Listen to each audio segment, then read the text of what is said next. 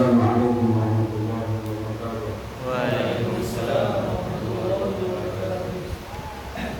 Alhamdulillah nahmaduhu wa nasta'inuhu wa nastaghfiruh. Wa natubu ilayhi wa na'udzu billahi min shururi anfusina wa min sayyi'ati a'malina. May yahdihillahu fala mudilla lahu wa may yudlil fala hadiya lahu.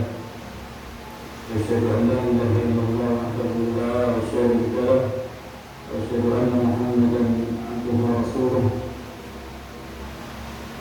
Sallallahu alaihi wa ala alihi wa sahbihi ajma'in. Amma ba'd. Wa na'udzu rahmatullah.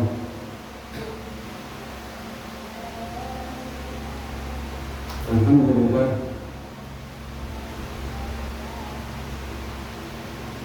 Mari kita bersyukur kepada Allah Subhanahu wa taala atas nikmat-nikmat yang besar yang Allah Ta'ala berikan kepada kita semua. Nikmat iman,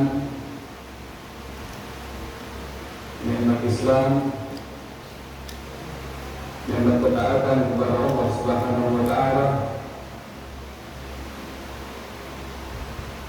dan juga nikmat sunnah. Nikmat mempelajari ilmu-ilmu yang berdasarkan Al-Quran dan Sunnah dan manhaj para as-sahabat radhiyallahu anhum ajma'in.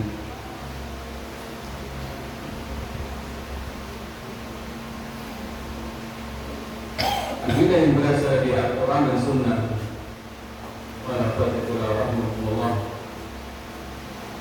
itulah akidah yang sewajibnya kita pelajari, kita ikuti dan juga kita pegangi dengan kuat, yang bersumber dari Al-Quran, dari firman-firman Allah Subhanahu wa taala dan sabda-sabda Nabi Muhammad sallallahu alaihi wasallam.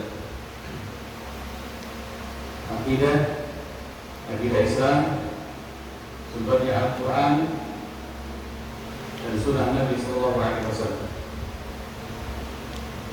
Inilah landasan pokok dalam akidah kita semua. Jadi kita kaum muslimin, kita Ahlus Sunnah wal Jamaah.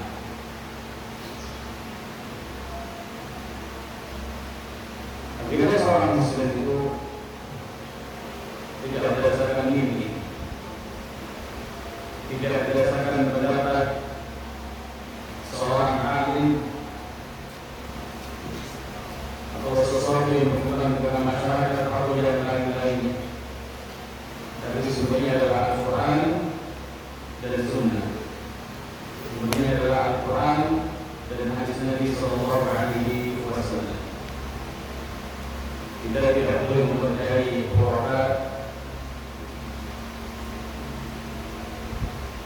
tidak boleh mempercayai takhayul,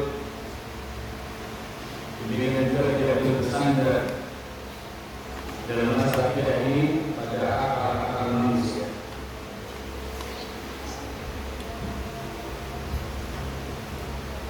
Seorang pemuda yang tumbuh di atas akidah yang benar,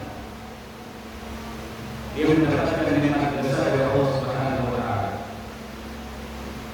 Bahkan siapapun yang kemudian mengenal Ahlus Sunnah wal Jamaah, mengenal akidah Ahlus Sunnah wal Jamaah, dia mendapatkan taufik dan nikmat besar dari Allah Subhanahu wa taala. Al-Imam Ayyub As-Sakhtiyani rahimahullah taala, orang imam dari generasi tabi'in, mengatakan min sa'adatil 'abdi min sa'adatil qadari wal 'ajami an yuwaffiqahu Allah ta'ala bi'alimi min ahli sunnah. Termasuk kebahagiaan seorang yang masih muda, kebahagiaan anak muda, wal 'ajami dan orang Arab, ketika Allah Subhanahu wa taala memberikan taufik kepada dia untuk berjumpa dengan orang alim dari Ahlus Sunnah wal Jamaah,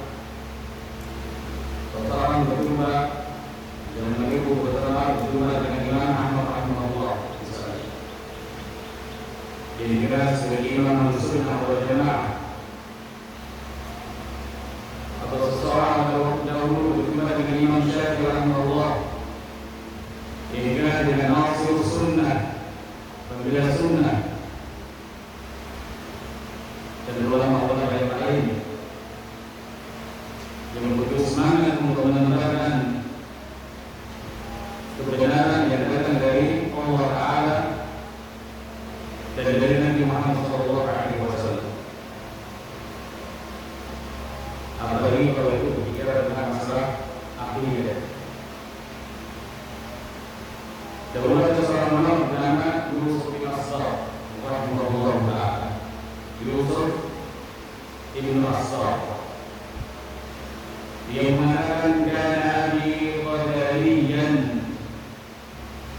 bapakku waktu itu adalah seorang qadari, seorang penganut aliran qadariyah yang tidak mempercayai takdir atau yang mengatakan Allah baru tahu sesuatu setelah kejadian. Wa akhwani rawafid, dan paman-pamanku dari ibu mereka itu rawafid. Apa rawafid? Penganut aliran rawafid, aliran Syiah yang menolak kepemimpinan antara Siddiq radhiyallahu anhu dan Khattab sebagai khalifah kaum muslimin. Ini juga mengkafirkan banyak sahabat dan penyimpangan-penyimpangan yang lain. Nah, belakangan ini hidup di kondisi seperti itu.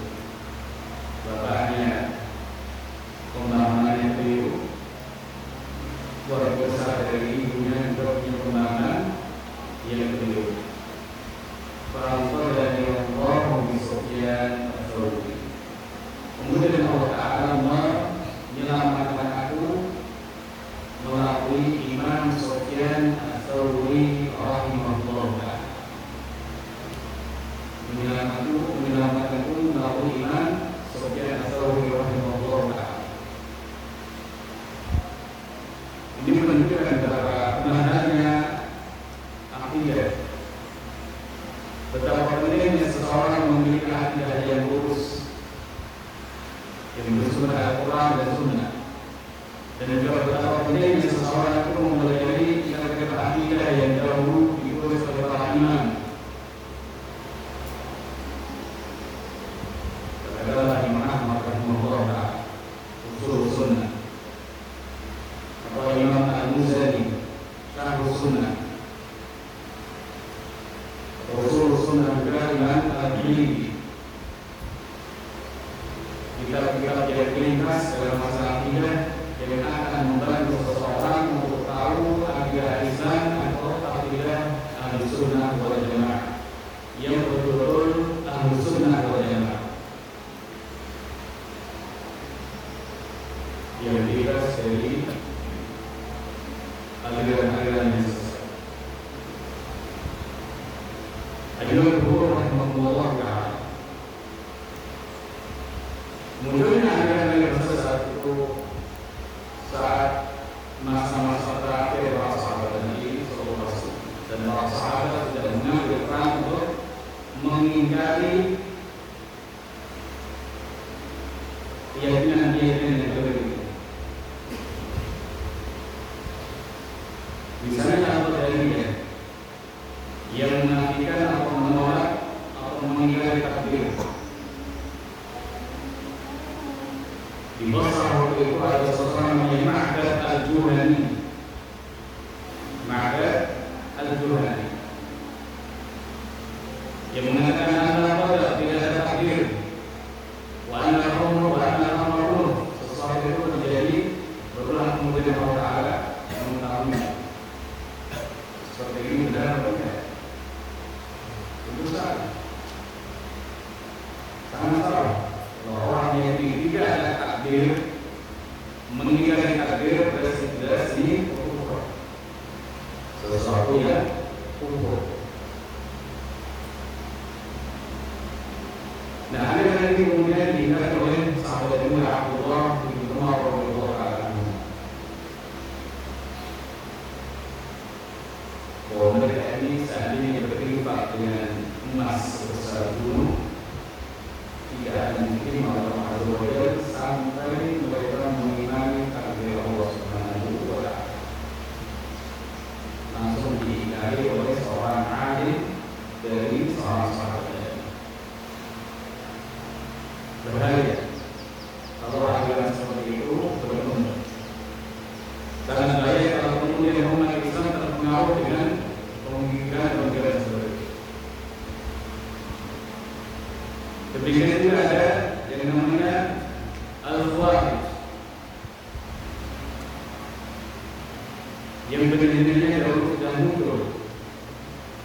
Misalnya di suasana masih hidup, mereka ini mengatakan muslim,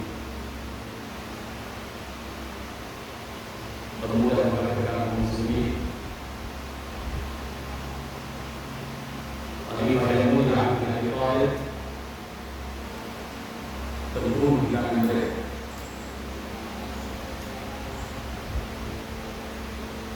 Mereka juga membunuh sebagian sahabat Abdullah bin Al-As, Abdullah bin Al-As bunuh.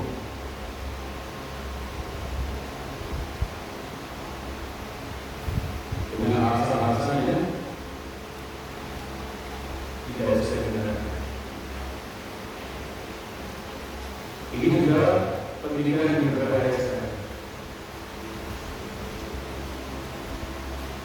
Khalifah bin Abi Thalib baru memerangi Khawarij, sebagaimana dikatakan Nabi sallallahu alaihi wasallam. Ini salah satu hal yang menunjukkan bahayanya pemikiran yang menyimpang. Orang berbuat dosa besar itu berbahaya. Lalu zina, misalnya pencurian. Tapi kan Nabi SAW tidak pernah mengatakan perangilah para pezina, tidak. Tapi kalau Khawarij, beliau SAW mengatakan untuk supaya mereka diperangi.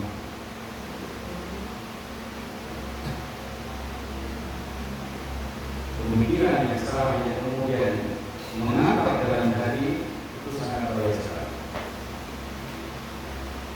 Ada juga pemikiran yang mereka ini memandang tidak ada hubungannya antara iman dengan perbuatan.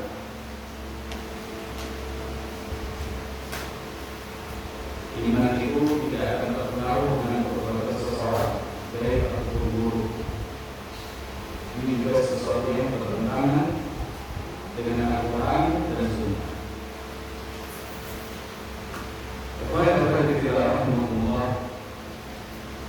Jadi sangat penting bagi kita semua untuk mempelajari kitab-kitab Allah zaman dahulu yang disebutkan berjudul As-Sunnah atau berjudul Ushul Sunnah atau berjudul Asy-Syariah dan lain-lain.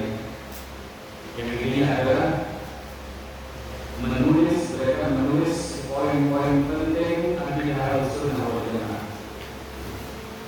Disodorkan atau disajikan ke kaum muslimin supaya nanti mereka mudah untuk mengetahui garis-garis besar akidah Ahlussunnah wal Jamaah.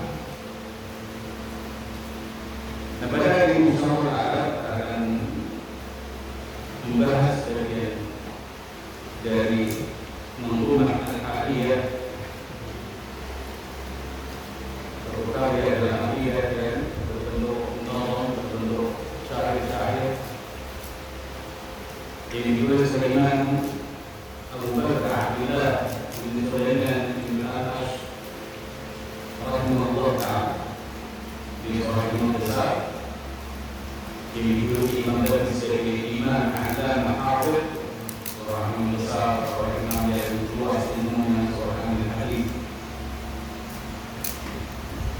Dan akhirnya juga seorang imam besar Imam Abu Dawud As-Sijistani rahimahullah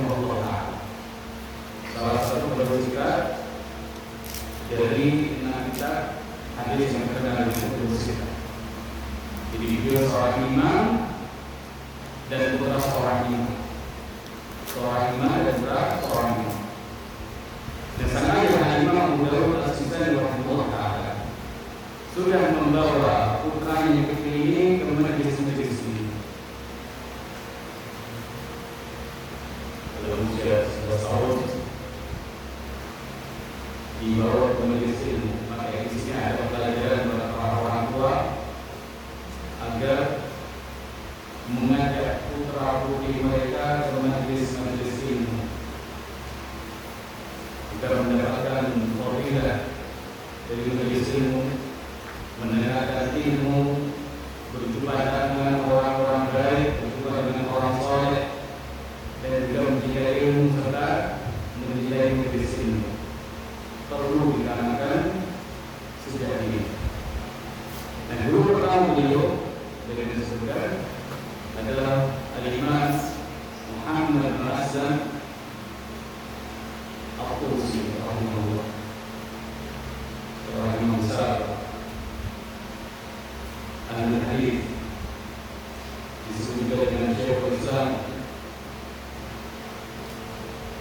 Nah, saya bergembira sekali ketika putranya bisa hadir di majelis ilmu tersebut. Bergembira orang tua ketika anaknya ikut serta di majelis ilmu dan bisa mengambil ilmu dari guru yang mengajar di majelis tersebut. Kata Imam Abu Dawud, awal ma katabta an rajulin salih. Jadi ilmu pertama yang menulis wahai perahu adalah ilmu yang menulis dari orang yang saleh.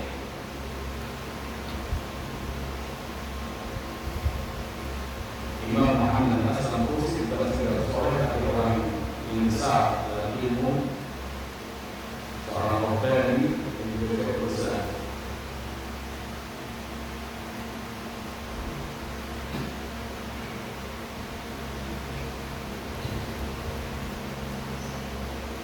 Mari kita lihat Manzur Al-Aliyah ditulis oleh Imam Abu Bakar bin Abi Dawud, Al-Imam Abu Bakar bin Abi Dawud As-Sijistani rahimahullah taala. Beliau mengatakan di bait yang pertama, tamassak bihablillahi wattabi'il huda wa la takun bid'iyan la'allaka tuflihun. Pertama maaf tidak bisa memberikan kopian. Semoga ini tidak mengurangi konsentrasi para hadirin dalam menyimak dan tidak mengurangi konsentrasi dan pemahaman para hadirin. Tamassak bihablillah, berpegang teguhlah dengan tali Allah, wattabi'il huda, dan ikutilah hidayah, wala taku bid'iyan, jangan engkau menjadi ahli bid'ah, la'allaka tuflihu, supaya engkau itu beruntung. Ayyuhal guru rahimahullah ta'ala,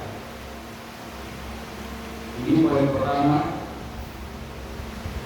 yang ditulis Imam Abu Bakar As-Sijistani rahimahullah ta'ala. Satu kitab yang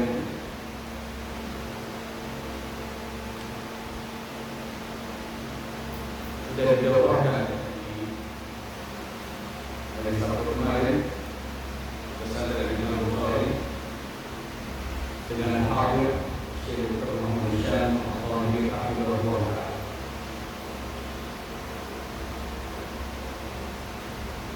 Kita ringkas yang berisi 12 materi penting, kata beliau. Yang pertama tentang perintah untuk tamassuk dengan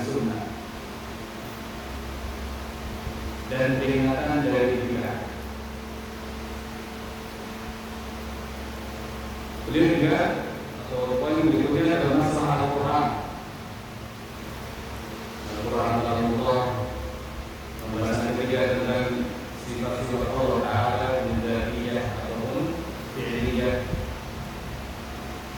Pembahasan keempat tentang pengagungan terhadap para sahabat Nabi radhiyallahu anhum ajma'in. Berikutnya masalah takdir.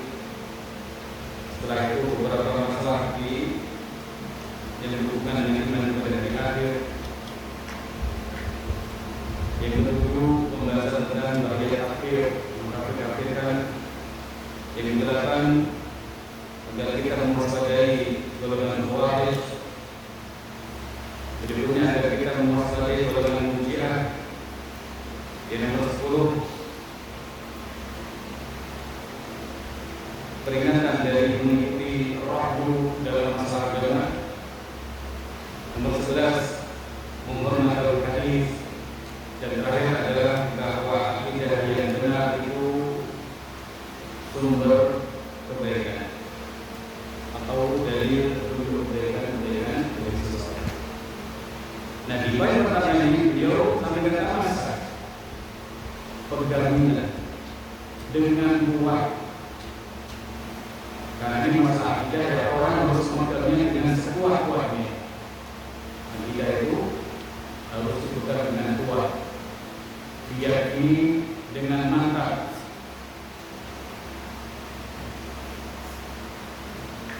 Tidak menerima istilahnya tasawuf atau menganggap semuanya benar, padahal keyakinannya tidak berbeda-beda semua. Akidah itu ya satu yang benar, yang lain tidak mungkin bisa dibenarkan semua. Karena saya lihat kita peganglah dari Allah Subhanahu wa Ta'ala. Dalam Al-Quran Allah berfirman, wa'tasimu bihablillah, dan peganglah tali Allah. Ini ditafsirkan sebagian ahli tafsir dengan peganglah Al-Quran. Peganglah kandungan Al-Quran.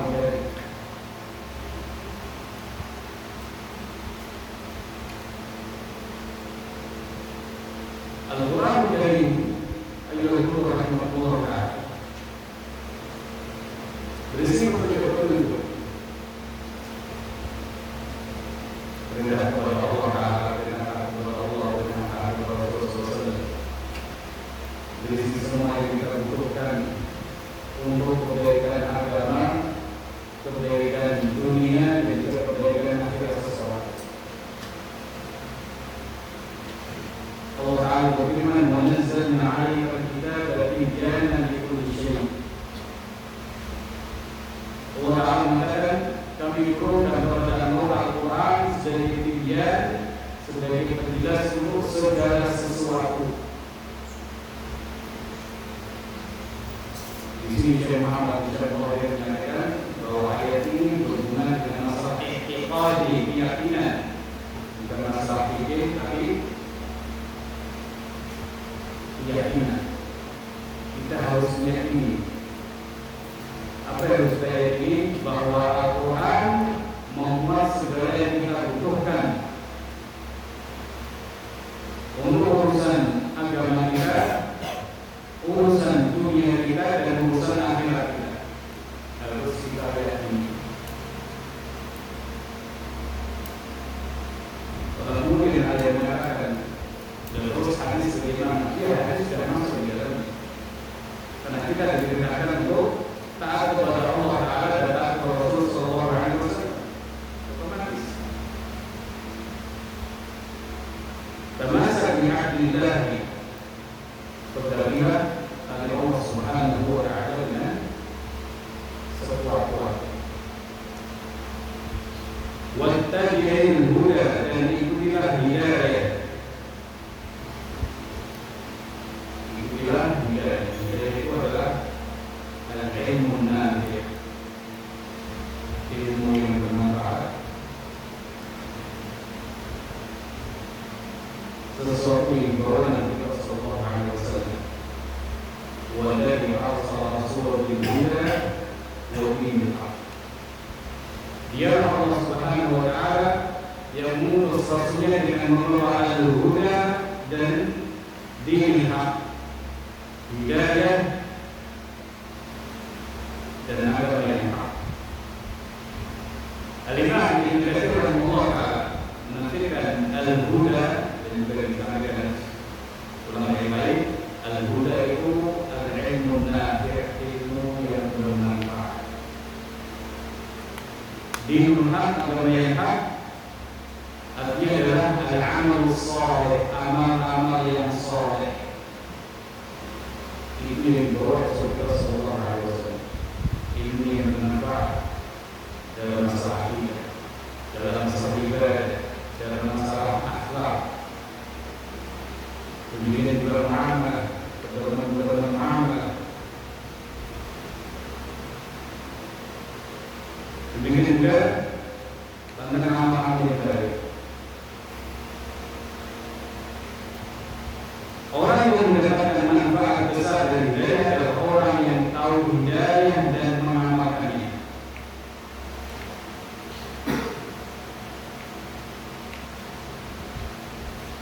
Kadang-kadang ada orang yang sudah belajar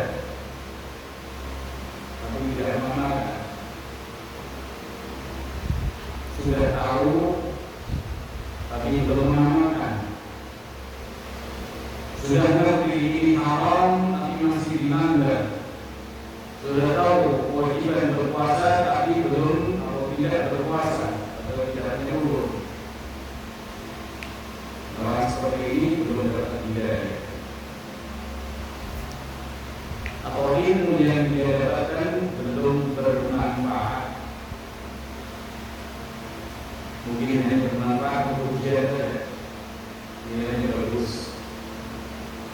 Hanya bermanfaat untuk sekedar wawasan saja. Tapi ilmu Islam bukan untuk seperti itu.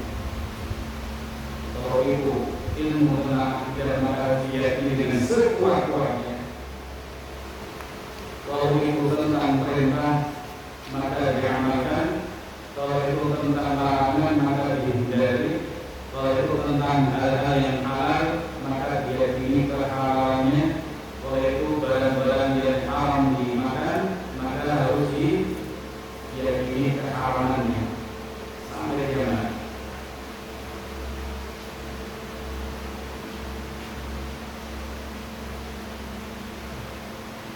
Al-Khulafa ar-Rasyidin rahimahullah. Mereka disebutkan dengan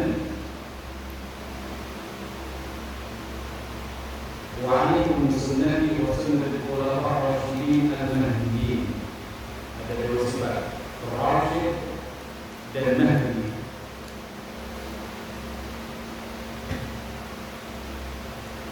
Seseorang yang disebut Rasyid kalau dia mengamalkan ilmu, disebut Mahdi kalau mendapatkan ilmu yang lurus. Di dua kata ini kalau disebutkan bareng-bareng Rasyidin dan Mahdi, maka mereka adalah orang yang berilmu lurus dan mengamalkan ilmu. Orang yang berilmu lurus, berfaham lurus, berkeyakinan lurus dan mengamalkan ilmu. Tentu kita semua ini seperti itu. Jadi muslim alhamdulillah.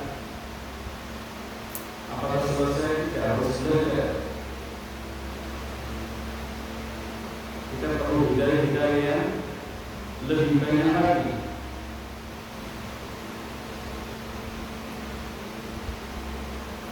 Cuma dengan contoh menunjukkan hidayah atau ilmu yang paling kita butuhkan. Ilmu yang paling penting adalah ilmu yang mengenalkan hamba kepada Allahnya, yang mengenalkan kita kepada Allah Subhanahu wa Ta'ala. Jadi ilmu bertingkat-tingkat, semuanya penting, tapi ada semuanya bermanfaat, tapi ada yang paling kita butuhkan, yaitu ilmu yang mengenalkan kita kepada Allah Azza wa Jalla, yang mengenal kita kepada pencipta kita, kepada penguasa Rabbul Alamin. Ini itu seorang hamba akan merasa bahagia, akan merasa tenang, merasa tenang,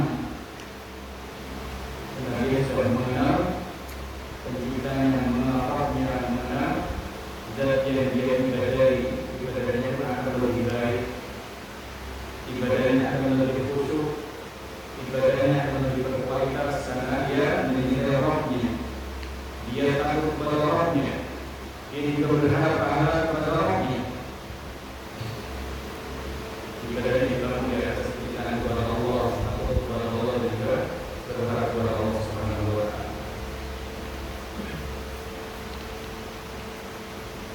Sebagai ulama menyebutkan ilmu itu mulia berdasarkan kemuliaan ilmu itu, berdasarkan kemuliaan yang dibahas. Ilmu tauhid yang dibahas adalah tentang Allah Azza wa Jalla, tentang nama-namanya, tentang sifat-sifatnya, tentang kekuasaannya. Dari makhluk yang kecil yang tidak punya apa-apa dan tidak bisa apa-apa kalau tidak ditolong oleh Allah Subhanahu wa Ta'ala.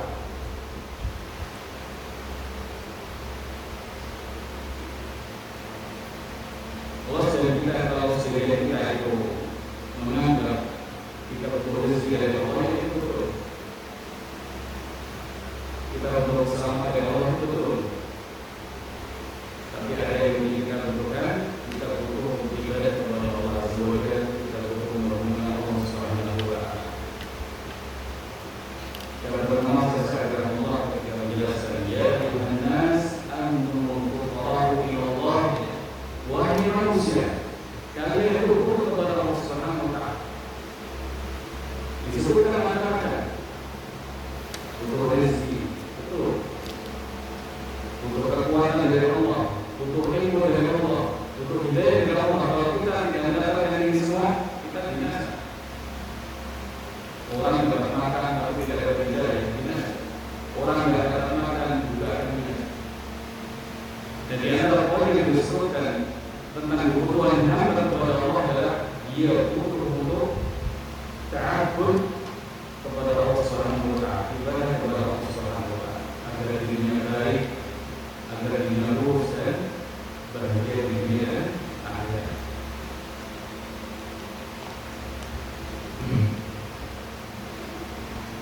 Tamassak bihablillahi wattabi'il huda wa la takun bid'iyan la'allaka tuflihu.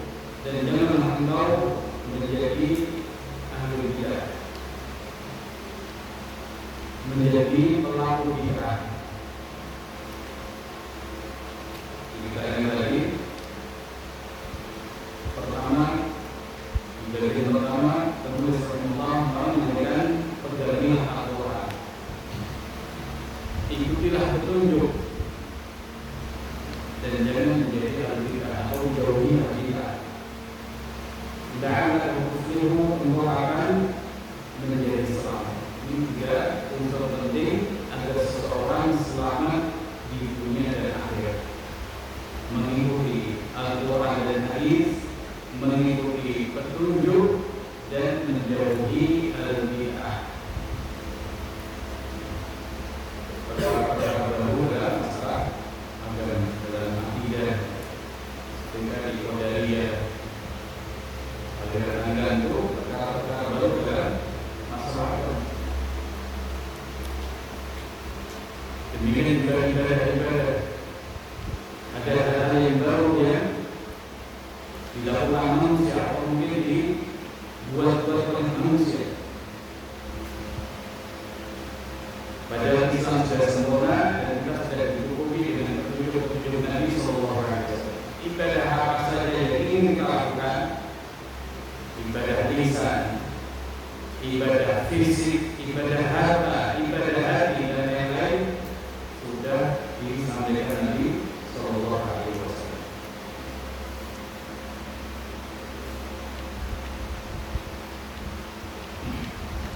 Syekh Muhammad bin Shalih menyebutkan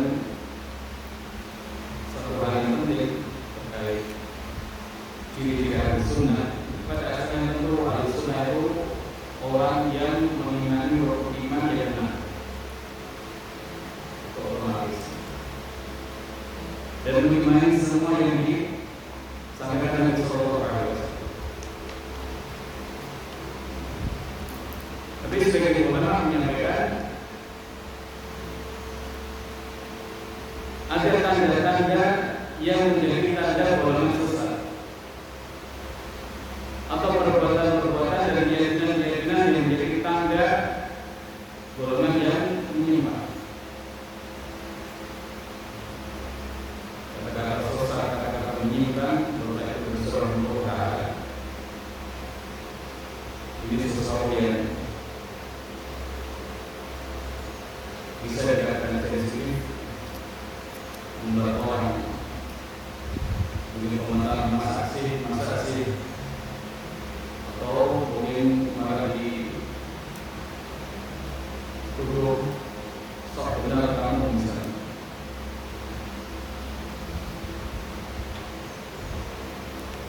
Tapi akhirnya dalam Al-Quran ada keterangan orang yang sesat itu siapa, yang tidak menunggu Allah Ta'ala Rasulullah Sallallahu Alaihi Wasallam. Dalam Al-Quran juga disebutkan jalan yang lurus dan jalan yang salah. Nah, untuk mengetahui itu kembali kepada Al-Quran dan hadis serta pemahaman para sahabat radhiyallahu anhum. Jadi ada sejumlah ulama zaman dahulu yang menyebutkan tanda-tanda ahlu sunnah berbeda-beda. Syekh Muhammad bin Shalih Allah menyampaikan ada 5 tanda ahlu sunnah wal jamaah. Nanti kalau sebagai mencatat tanda ahlu sunnah wal jamaah. 1,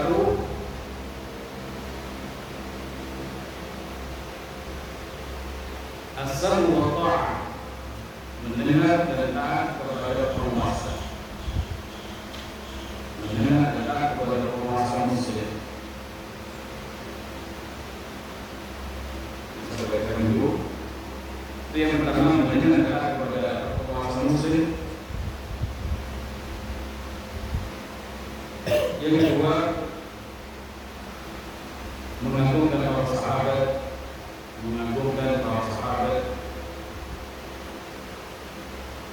Yang ketiga, mengimani takdir.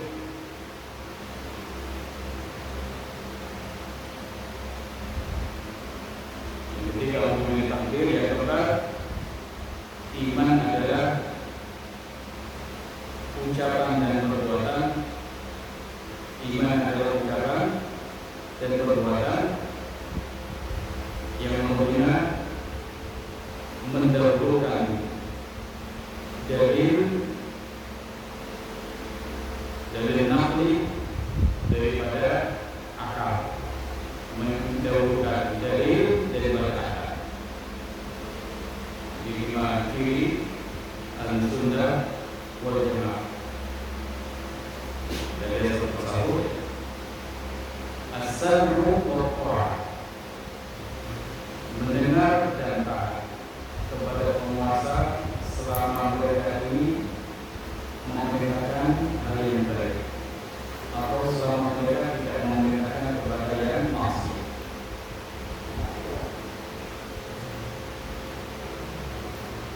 Karena Allah Subhanahu wa Ta'ala memerintahkan kita untuk menaati para penguasa muslim. Ya ayyuhalladzina amanu atii'ullaha wa rasulahu wa ulil amri minkum. Wahai orang beriman, taat kepada Allah, Rasulnya, kemudian kepada ulil amri.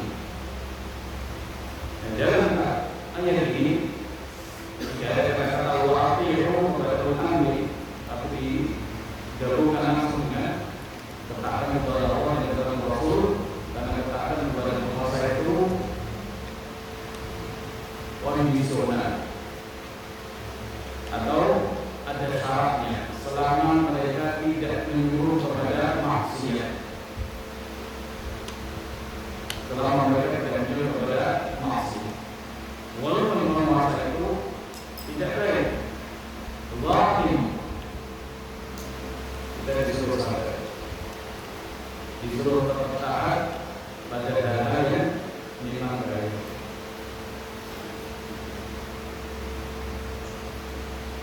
Bahkan di zaman dahulu itu ada sebagian penguasa sengaja mengakhirkan sholat berjamaah, dan hari ini sudah disampaikan Nabi SAW. Terus bagaimana solusinya? Sholat kalian di awal waktu, nanti sholat lagi bersama mereka sebagai sholat sunnah.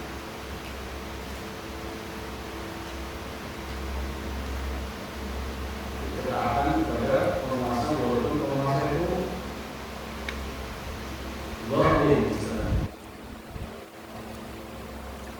Sebab kalau kemudian masyarakat itu berontak, memerangi, melawan, yang timbul adalah pertumpahan darah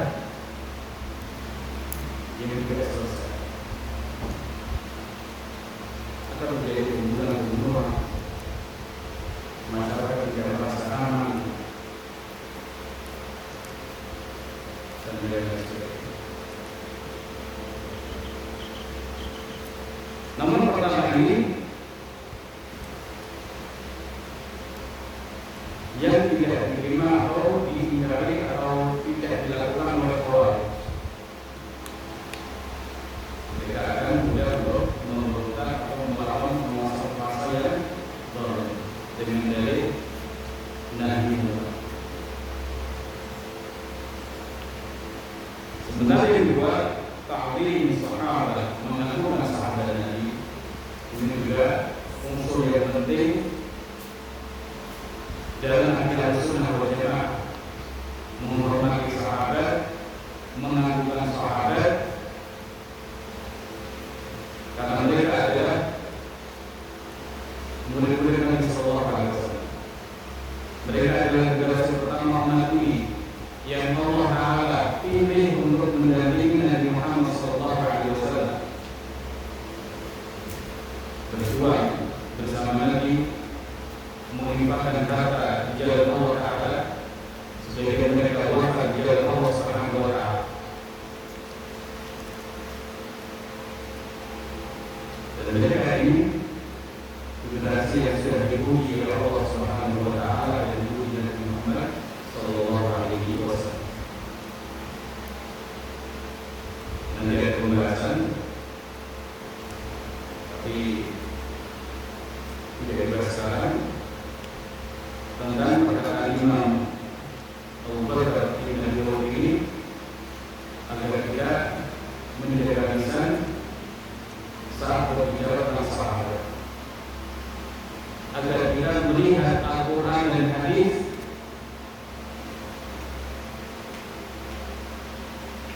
yang berbicara tentang keagungan para sahabat Nabi Sallallahu Alaihi Wasallam. Ibarat Syekh Muhammad Syekh yang menyebutkan, kalau tentang hak sahabat, jangan langsung Anda mengambil keterangan itu dari imam-imam, walaupun itu nomor dari dana. Disawali tentang keutamaan sahabat atau hak sahabat dan kedudukan mereka diri, jangan dahulu mengambil masalah itu dari keterangan para ulama, tapi ambillah dahulu ayat Quran dan hadis yang berbicara tentang itu. Itu sudah cukup. Sudah cukup untuk menunjukkan bahwa mereka itu generasi terbaik yang memang harus dicintai, dihormati. Jangan pernah kita itu ngomongin mereka dengan omongan yang buruk atau mengkritik mereka.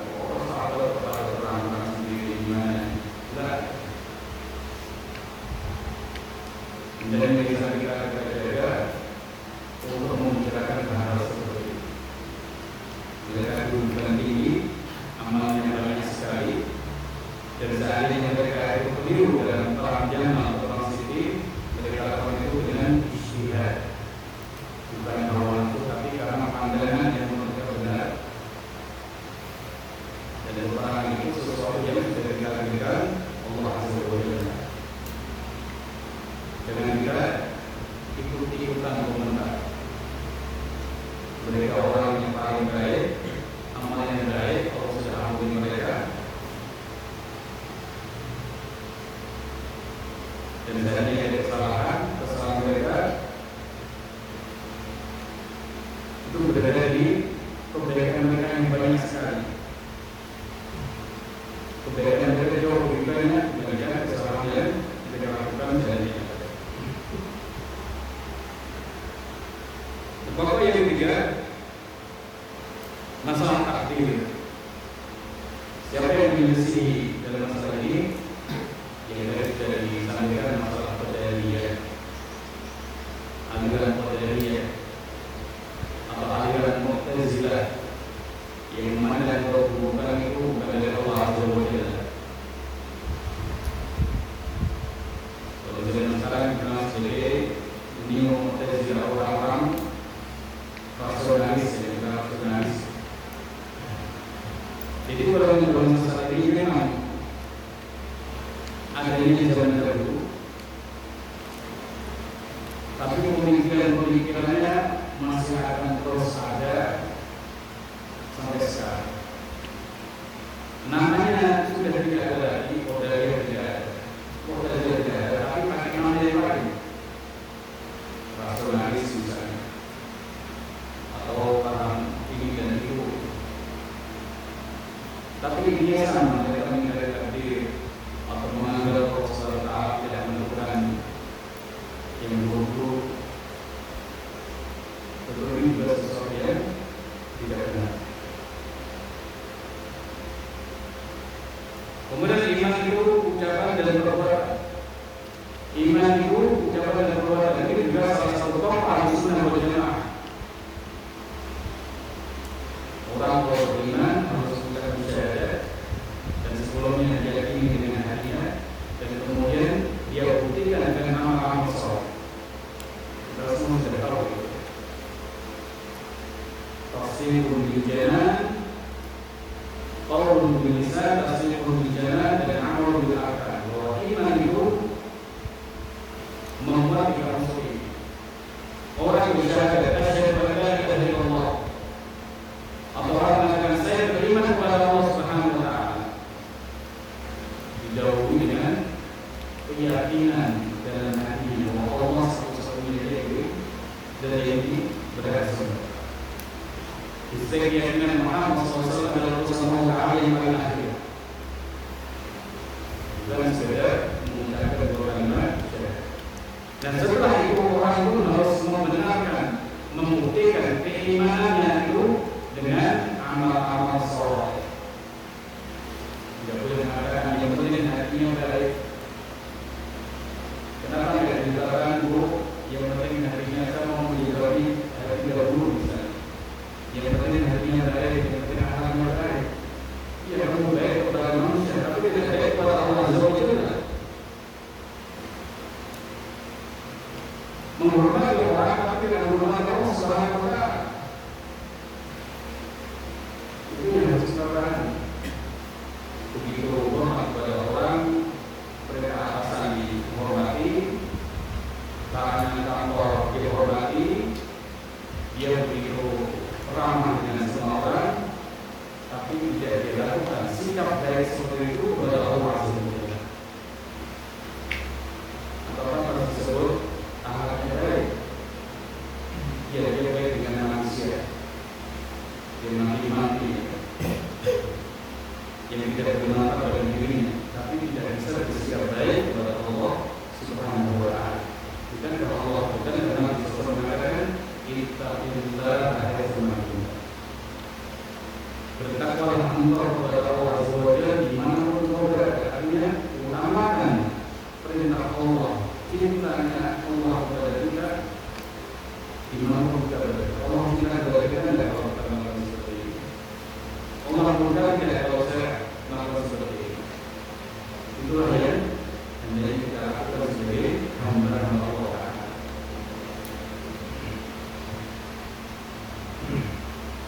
Nah, ada golongan yang menyimpang dalam hal ini seperti Jahmiyah. Jahmiyah kalau iman katanya hanya ma'rifah. Iman itu yang penting kenal, yang penting tahu ada Allah sudah cukup. Kalau seperti ini, iblis sudah mengenal Allah SWT. Iblis bilang Allah Subhanahu wa Ta'ala. Iblis mengenal Allah dengan Rabbi. Rabbi. Kalau itu berarti mana? Tapi ternyata dilaknat oleh Allah Subhanahu wa Ta'ala karena tidak taat. Disuruh sujud untuk menghormati Nabi Adam alaihissalam, tapi tidak mau bersujud. Jadi ini sikap yang baik, akhlak yang baik itu utamanya harusnya kita tampakkan, kita tunjukkan dahulu kepada Allah SWT. Sholatnya lagi, lisannya jujur, sholatnya berjamaah, tidak melanggar larangan Allah Ta'ala, tidak mau memakan sesuatu yang haram, tidak mau memakan sesuatu yang masih remang-remang. Ini milik saya atau tidak ya? Ini hak saya atau tidak ya? Tidak. Ketika hanya melakukan tidak. Itu sikap yang baik pada Allah Subhanahu wa Ta'ala. Kemudian yang kelima, mengutamakan dari naqli Al-Quran dan Sunnah wahyu di atas akal. Karena ada orang yang lebih mengutamakan akalnya. Ketika ada dalil mengatakan, oh, dari Sunnah ini tidak masuk akalnya tadi. Oh, ini tidak logis. Oh, ini misalnya tidak ada perkembangan zaman misalnya. Namanya ibadah ya seperti itu dengan berhubung dengan cara yang sama. Namanya akidah ya seperti itu dengan berhubung dengan cara yang sama. Yang berbeda ya salam saja. Hanya salam dan ini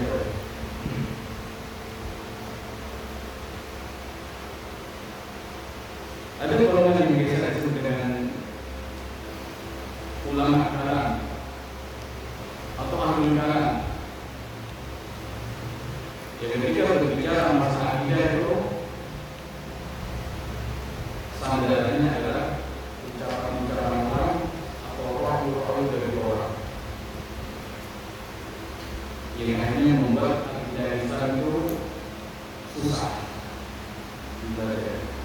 Kita tidak perlu ilmu kalam, tidak perlu pengarahan ilmu ulama kalam untuk memahami akidah Islam. Akidah Islam itu mudah. Apa contohnya? Silakan membaca surah Al-Ikhlas. Silakan membaca ayat yang paling agung, ayat kursi. Seseorang akan mengenal Allah Subhanahu wa Ta'ala dengan Allah Tuhan. Allah Subhanahu Allah bergantung. Ya, ini tidak ada juga yang serupa dengan Allah. Allah itu tidak melakukan dan juga didirikan dan tidak ada sesuatu yang sama dengan Allah Subhanahu wa Ta'ala. Ini Allah menjelaskan bahwa lima perkara sunnah wal jamaah. وَلِمْ بِكِتَابِ اللَّهِ وَالسُّنَنِ الَّتِي أَتَتْ عَنْ رَسُولِ اللَّهِ تَنْجُو وَتَرْبَحُ. Beda yang kedua, dia mengatakan وَلِمْ بِكِتَابِ اللَّهِ, pegang kitab Allah dan juga sunnah-sunnah yang datang dari Rasulullah SAW, tanju saya selamat dan juga beruntung. Ini baik yang menjadi landasan utama kita dalam beragama, dalam menjalankan agama Islam. Berpegang teguh dengan Al-Quran, kitab Allah dan sunnah-sunnah Nabi Sallallahu Alaihi Wasallam. Karena ini menjadi Quran dan hadis. Quran dan hadis yang sahih. Wajib kita ikuti kitab Allah, ikuti sunnah Rasul Sallallahu Alaihi Wasallam, petunjuk-petunjuk beliau yang beliau sampaikan melalui lisan atau beliau contohkan melalui perbuatan atau juga melalui takrir persetujuan beliau Sallallahu Alaihi Wasallam. Itu yang disebut dengan sunnah-sunnah beliau. Segala sesuatu yang dikatakan beliau dalam bentuk ucapan, beliau bersabda misalnya, dalam bentuk perbuatan, beliau sholat, kemudian para sahabat juga dikatakan untuk mengikuti beliau, mengikuti gerakan-gerakan beliau, atau takdir persetujuan beliau. Ada seorang sahabat melakukan sesuatu, kemudian beliau diam. Ini menunjukkan kalau perbuatan itu boleh. Sebab seandainya itu mungkar, Rasulullah SAW tidak boleh mendiamkannya, tidak boleh mendiamkan kemungkaran atau menunda pengingkaran dari waktunya, itu tidak boleh. Ayyuhal rahimahullah ta'ala, dengan mengikuti kitab Allah dan sunnah Rasulullah SAW, orang akan selamat dan juga beruntung. Ada satu ulama yang namanya keren sekali, Qur'aniyuna. Namanya keren seperti ini. Qur'ani, orang-orang yang mengikuti Quran. Tapi hakikatnya mereka ini tidak mengikuti Quran. Hakikatnya mereka ini mengingkari kandungan Al-Quran dari atau tidak melaksanakan kandungan Al-Quran. Al-Quran dalam Al-Quran dari Allah Subhanahu wa Ta'ala memerintahkan kita untuk taat kepada Allah Ta'ala dan taat kepada Rasulullah Sallallahu Alaihi Wasallam. Dalam Al-Quran dari kita disuruh untuk kembali kepada Allah Ta'ala dan Rasulullah SAW apabila terjadi perselisihan. Kembali kepada Allah, kembali kepada Al-Quran, kembali kepada Nabi, kembali kepada beliau ketika beliau masih hidup, atau kembali kepada hadis-hadis Nabi SAW setelah beliau wafat. Di Al-Quran memerintahkan itu. Kita diperintahkan untuk taat kepada Allah Ta'ala dan Rasulullah SAW. Nah, golongan ini menamakan diri mereka dengan Qur'aniyun. Karena mereka ini keren. Tapi mereka ini orang-orang yang menolak sunnah. Kalau kita disebut golongan ingkar sunnah, mengingkari sunnah. Bahaya tidak bahaya sekali. Dari mana mereka nanti sholat? Kalau tidak dari hadis. Bagaimana mereka nanti bayar zakat? Kalau bukan dari hadis. Bagaimana mereka berhaji? Kalau tidak berhubungan dengan perbuatan dan ucapan dalam haji.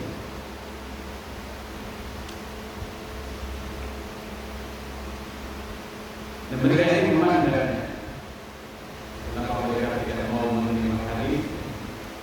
Karena hadis katanya baru ditulis dan dibukukan pada abad kedua dan abad ketiga Hijriah. Dan memang betul ini bukan dengan masif gitu, terutama di abad ketiga Hijriah dengan masa pembukaan hadis di situ ada yang Bukhari, Muslim, dan Imam Nawawi.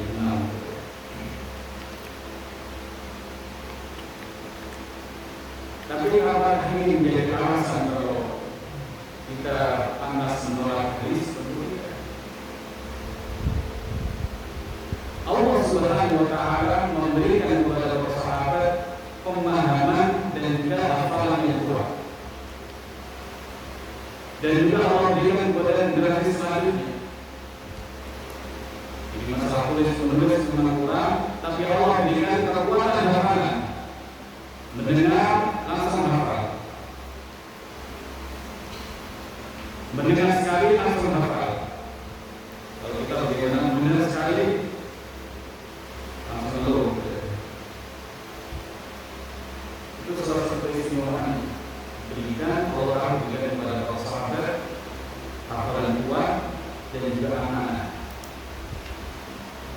Juga Allah berikan kepada para tabi'in,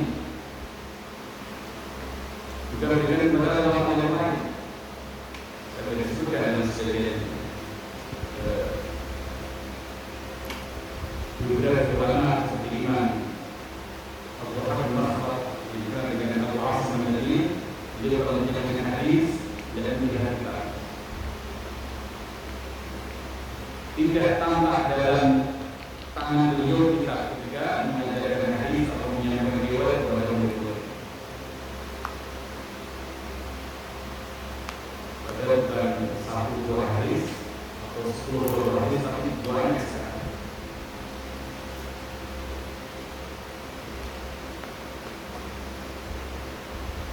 Nah, Al-Quran kita dan juga hadis-hadis Nabi SAW itu sampai kepada umat dan terpelihara di tengah umat.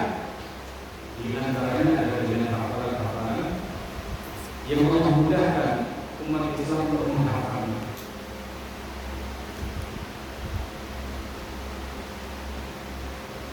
Dari sini pesan bagi kita semua, mari kita semangat untuk menghafal surah-surah Al-Quran. Bapak Ibu rahimahullah ta'ala, kalau kita punya disuruh didorong lagi hafalan-hafalan, mari kita sebagai orang tua juga mendorong diri kita untuk seperti itu. Juga mendorong diri kita untuk menghafal hadis-hadis Nabi SAW. 1 hadis sebulan kira-kira berat tidak Pak? Ya? Berat. Ada di sini mana berat?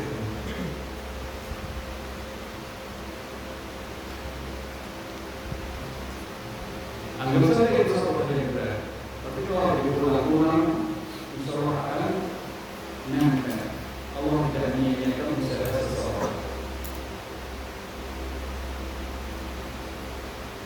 Ulama dahulu ketika menghafal itu tidak diulang 10 kali, 12 kali, ratusan kali. Diulang-ulang ratusan kali. Dan sebagian ulama dahulu tidak ditanya, kenapa engkau semangat menghafal hadis? Satu perkataan yang tadi dari ulama hadis ini mengatakan, saya ingin dari tenggorokan saya ini muncul ucapan yang dahulu keluar dari mulut Nabi Sallallahu Alaihi Wasallam. Ini kelihatannya remeh, alasan yang sederhana, tapi menunjukkan kecintaan orang pengikut berada dengan itu Nabi Muhammad Sallallahu Alaihi Wasallam. Saya ingin dari mulut saya ini yang banyak dosa, banyak bohong, saya ingin sekarang memperbaiki diri. Kalau dulu nyanyi misalnya, ingin saya keluar dari mulut saya kalimat-kalimat emas dari Nabi Sallallahu Alaihi Wasallam. Hadis-hadis yang pendek, hadis-hadis yang ringan, hadis-hadis yang mudah dipahami oleh orang. Maka kita mendorong kita masing-masing untuk menghafalkan hadis-hadis Nabi Sallallahu Alaihi Wasallam. Dimulai saja Arba'in Nawawi, kemudian Riyadhus Shalihin dan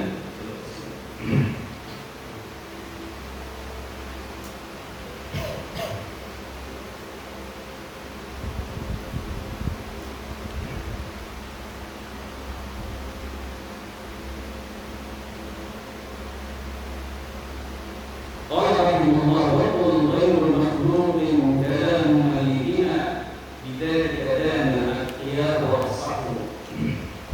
Dan katakanlah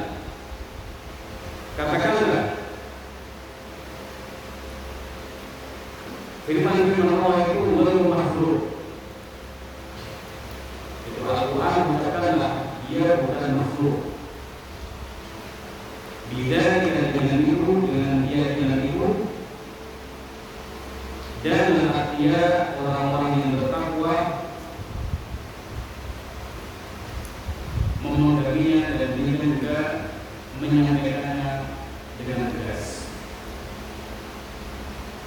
Ayo rahimahullah ta'ala, baik kepada ini, baik berikutnya ini berbicara tentang akidah Al-Quran kalamullah bukan makhluk. Orang itu kalamullah, ucapan Allah Subhanahu wa ta'ala. firman Allah Subhanahu wa taala. Allah berbicara. Allah berbicara. Al-Quran adalah ucapan atau firman Allah Subhanahu wa taala. Inilah hidayah sumbernya Al-Quran dari hadis-hadis Nabi sallallahu alaihi wasallam. Karena baca Muhammad sallallahu dari tentang Al-Quran, kalam Allah, tentang sifat kalam Allah, tentang sifat Allah adalah itu jauh lebih banyak daripada dari tentang kudrah Allah Subhanahu wa taala. Dari tentang sifat kalam Allah itu lebih banyak daripada dari tentang sifat kudrah Allah Subhanahu wa taala. Jadi Allah Subhanahu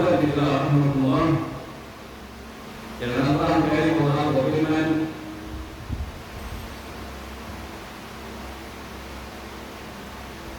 wa in ahadun minal musyrikin istajaraka fa'ajiruhu hatta yasma'a kalam Allah.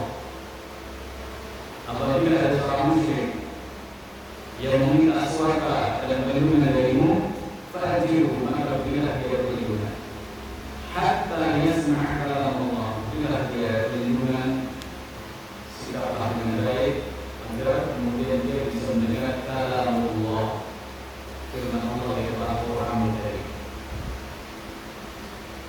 mendengar ayat dari Nabi. Semoga dia menjadi muslim, menjadi ma'alaf.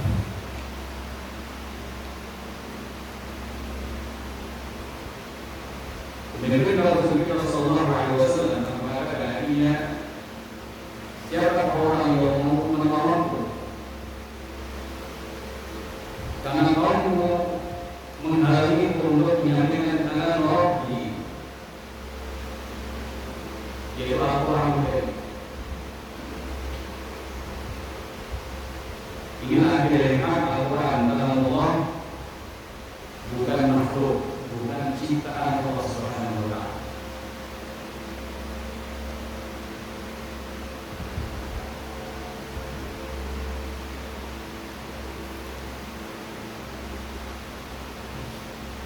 Di zaman dahulu ada golongan yang namanya Mu'tazilah. Pembahasan tentang akidah, pemahaman dan juga pembahasan tentang agar kita menentukan pemahaman kita di atas akidah Ahlussunnah wal Jamaah. Ada golongan namanya Mu'tazilah yang mengatakan orang itu makhluk, ciptaan Allah Subhanahu wa taala.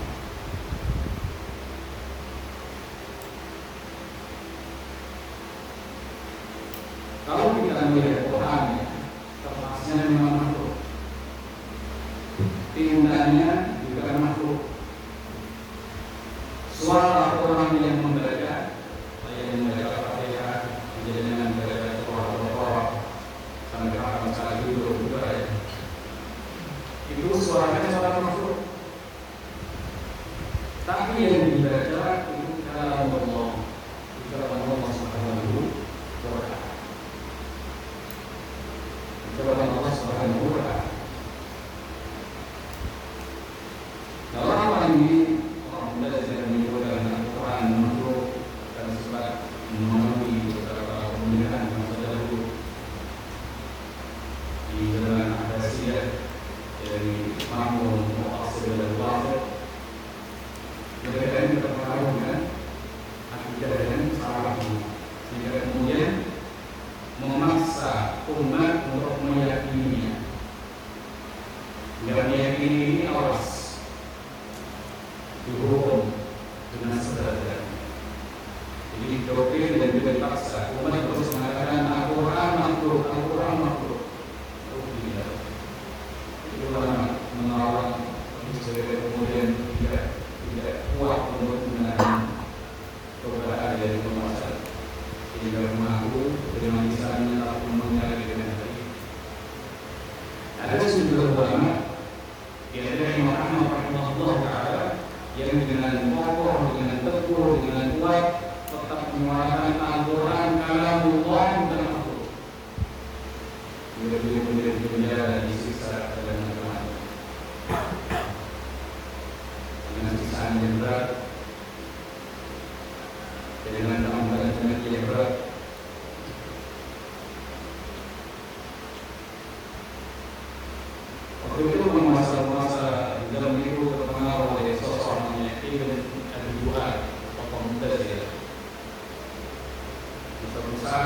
saudari dihadapkan dengan amanah Allah Ta'ala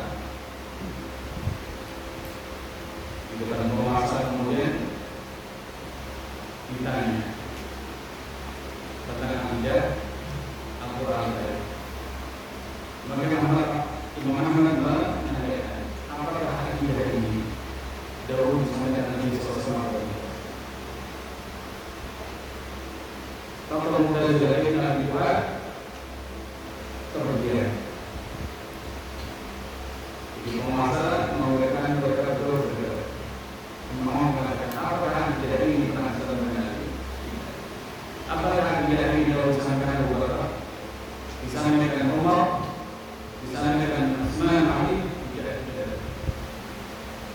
Dia tidak bisa menjawab karena memang tidak seperti pula akidah Islam tentang Al-Quran.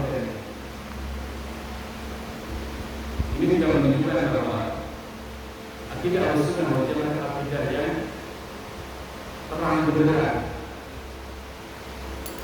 akidah yang jelas dasarnya, jelas dalilnya, dan orang bisa mengatakannya di mana saja. Di mana Al-Quran Al-Qiyah, Al-Quran Al-Qiyah, Al-Quran Allah, bukan makhluk. Nah, sekarang kalau Bapak Ibu sudah ditanya, jadi ada satu golongan itu tidak mau menetapkan sifat rahmat. Sifat rahmat ini ditakwil dan digeser maknanya kepada makna yang lain. Kalau antum pada hari ini tanya, apakah Allah punya sifat rahmat? Jawabannya adalah tidak. Apakah Allah menyayangi? Tidak.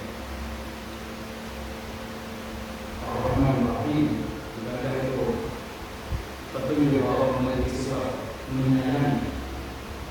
Tapi ada sebagian golongan itu mengganti maknanya. Itu bukan menyayangi, tapi menginginkan kebaikan. Bahwa jalur baik. Ini kan tidak sesuai makna yang bohong. Jadi seolah-olah Allah tidak menyayangi, atau seolah-olah salah kalau orang menyebut Allah menyayangi. Pada kata-kata sudah ada keterangan Ar-Rahman Ar-Rahim. Bismillahirrahmanirrahim. Allah Ta'ala mengasih namanya, setiap nama itu memuat sifat, dan setiap sifat dan setiap nama dan sifat ini berarti ada pengaruh yang harus ada pada diri kita. Kita memohon rahmat kepada Allah, mengharap rahmat kepada Allah Subhanahu wa Ta'ala. Allah punya nama Rahman Rahim, dari Allah menyayangi, merahmati orang yang soleh, rahmat yang khusus dengan ilmu, dengan hidayah, dengan keselamatan dari kesesatan. Ada golongan seperti itu. Allah tidak menyayangi, Allah tidak punya sifat hikmah. Ini kalau disampaikan di tengah umum pasti diingat. Musa Allah tidak punya sifat hikmah dari melakukan semau-maunya dalam berjuang. Kan tidak benar. Nah, kita harus menunjukkan jelas, gamblang, terang benderang, dan orang bisa mengatakannya dengan yakin. Allah merahmati, Allah menyayangi. Al-Quran adalah Allah, bukan makhluk.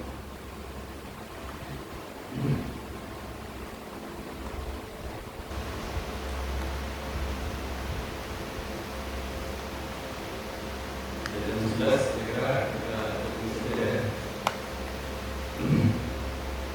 Allah Ta'ala tidak akan tahu mengikuti Al-Quran dan Sunnah dengan pemahaman yang lurus,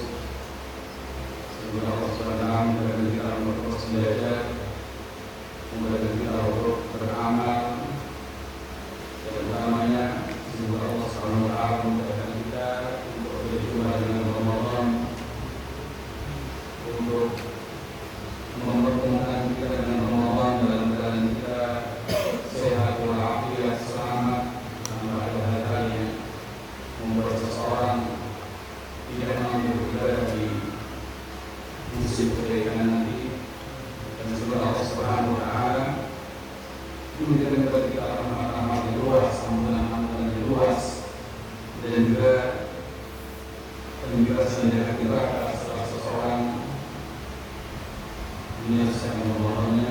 Dan itu semua butuh semangat, butuh kemauan yang baik dari kita semua, butuh niat yang baik. Maka dari itu kita semua berisi pada diri sendiri,